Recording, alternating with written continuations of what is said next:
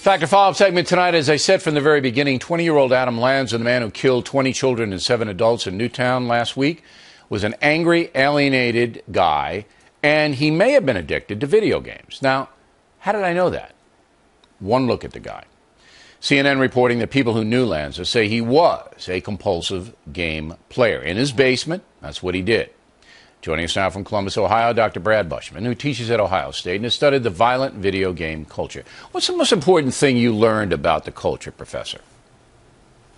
Well, I've been studying violent media effects for over 25 years and have conducted over 50 studies. And we recently conducted a comprehensive review of all studies. There are 381 of them involving over 130,000 participants.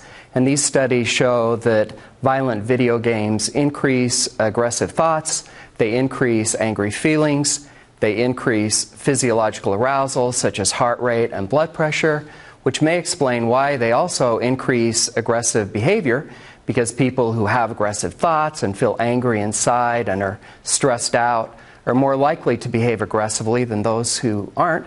And they also decrease helping behavior, and they decrease feelings of empathy and compassion for others. All right. Now, I know lots of kids who play these games, and they're good kids. They're normal. They don't act out. They don't do anything destructive, but they love the games.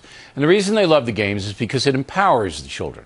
Children are in control. Children are killing the bad guys, and the thrill of the kill is right there in front of their face. But then they go out and they're normal, kind, loving children.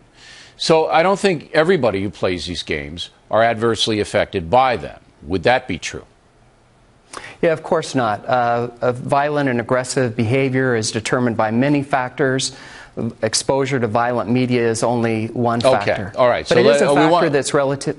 Go ahead. It is a factor that's relative what? It's relatively easy to change. Some other risk factors for aggression like poverty and low IQ and being a male are relatively hard to change, but we can change exposure to violence. If these video games are so profitable, and you know they are, all right, they are making buku money for these major corporations, then how could we change them? Yeah, well, that's difficult. I think we have to introduce some protective factors, better parenting, more supportive home environments, those sort of things. But you can't do that. You can't legislate good parenting. And there are a lot of derelict parents, and there are parents who don't care, and they use these video games as babysitters because kids will spend hours on them, and they won't be annoying to parents. You know the drill. Are you calling for this censorship? Are you calling for any kind of censorship of these games by the authorities? Yeah, video games are very bad babysitters, especially violent ones. And, well, we don't let our children drink beer or smoke cigarettes. And I think the first step is to make sure that the games are age appropriate. So, for example, children under 13 shouldn't be playing games rated T for teen, 13 and above. And children under 17 shouldn't be playing games rated M for mature players, 17 and older.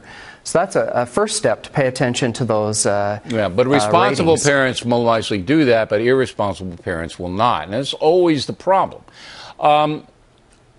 We also have a declining this is unbelievable. In this country, violent crime is coming down.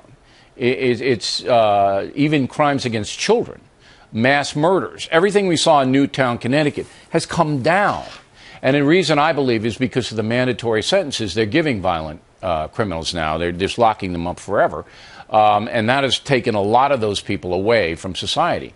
But when we do see something this horrific in Connecticut, so vivid, and people get emotional about it, are we overreacting now?